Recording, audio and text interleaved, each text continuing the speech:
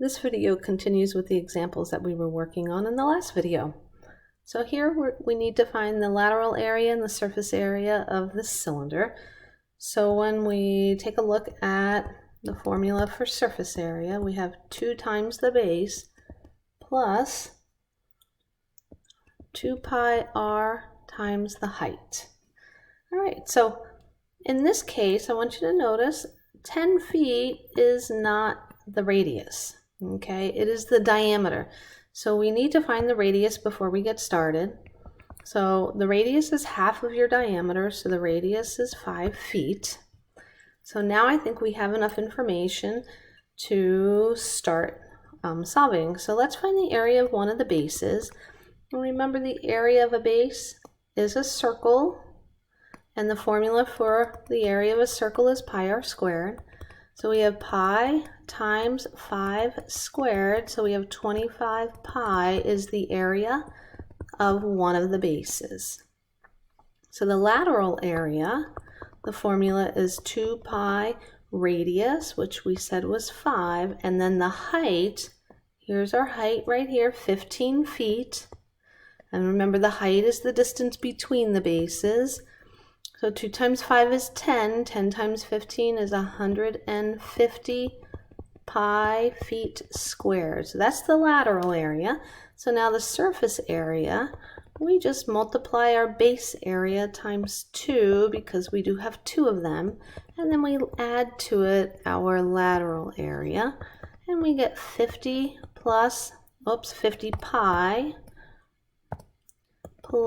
150 pi, and then for a total of 200 pi feet squared, and that's our surface area. So we found both the lateral and the surface area there. All right.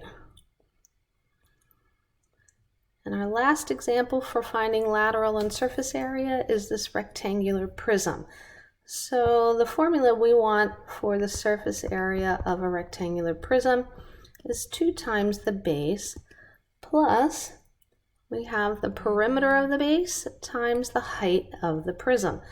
So remember, the base is 2 sides that are parallel, and the other sides must be polygons. So, it's just natural to take the top and the bottom as the bases of this prism. So we know how to find the area of a base here. The area of a base is just length times width. So one of our lengths is 9, the other is 7. So we have 63 meters squared for the area of one of our bases. Now P is the perimeter around the base. So I know I have 2 sides that are of length 9. So 9 plus 9, and then I have 2 sides that are of length 7. So plus 7 plus 7. So that's 18 plus 14, so that's 32 meters is our perimeter. And then the height of our prism, that's the distance between our 2 bases, it's 8 meters. So our lateral area, remember the formula is the last part of this. It's our perimeter, which is 32 meters, times the height, which is 8 meters. So we get 256 meters squared is our lateral area. And then our surface area is 2. We have 2 bases, so 2 times the area of one of the bases plus our lateral area. That's going to be 126 plus 256. So when we add those, we're going to get 300 and I believe it's 82 meters squared for our surface area of this rectangular prism. All right, so the last one I'm going to do is an example of how to do 1A, B, and C.